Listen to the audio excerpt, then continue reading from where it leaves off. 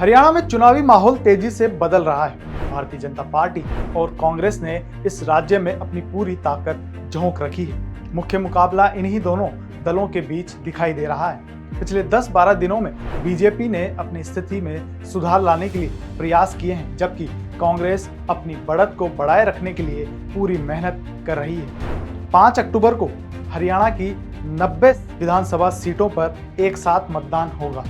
दैनिक भास्कर द्वारा प्रदेश के विभिन्न इलाकों के किए गए सर्वे के मुताबिक कांग्रेस फिलहाल 40 से 50 सीटों पर मजबूत स्थिति में है, जबकि बीजेपी 22 से 32 सीटों पर मजबूत दिख रही है। हालांकि बीजेपी की सीटों का अंतिम आंकड़ा इस बात पर निर्भर करेगा कि साइलेंट वोटर किस दिशा में जाता है और क्या जाट और दलित वोट बैंक विभाजित होते हैं या नहीं। चुनाव से कुछ समय पहले यौन शोषण मामले में दोषी डेरा सच्चा सौदा प्रमुख राम रहीम को पैरोल पर रिहा किया गया।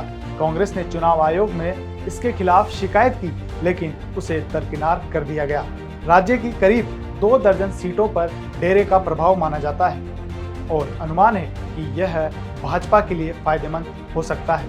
अन्य दलों की बात करें तो इनेलो बीएसपी गठबंधन 1 से 5 सीटों पर और निर्दलीय उम्मीदवार 4 से 9 सीटों पर प्रभावी दिख रहे हैं। दर्जन भर सीटों पर इनका प्रमुख मुकाबला है। आम आदमी पार्टी का वोट प्रतिशत इस चुनाव में बढ़ने की संभावना है, लेकिन वह सिर्फ 1 या 2 सीटों पर ही मुख्य मुकाबले में है। जननायक जनता पार्टी जेजेपी और आजाद समाज पार्टी एएसपी की स्थिति इस चुनाव में काफी कमजोर नजर आ रही है। प्रचार के अंतिम चरण में बीजेपी और कांग्रेस ने उन सीटों पर विशेष ध्यान दिया है जहां उनके उम्मीदवार पिछड़ते नजर आ रहे हैं। ऐसी सीटों पर इनेलो बीएसपी, आम आदमी पार्टी या निर्दलीय उम्मीदवारों की स्थिति मजबूत है और इनकी मदद से बीजेपी को लाभ हो सकता है। इस रणनीति ने कुछ सीटों पर अच्छा असर भी दिखाया है। चुनाव के दौरान हरियाणा में कैश, शराब और ड्रग्स का भी जमकर इस्तेमाल हो रहा है। 16 अगस्त से 30 सितंबर के बीच चुनाव आयोग की टीमों ने 26 करोड़ से 19 लाख रुपए से अधिक की नकदी पकड़ी।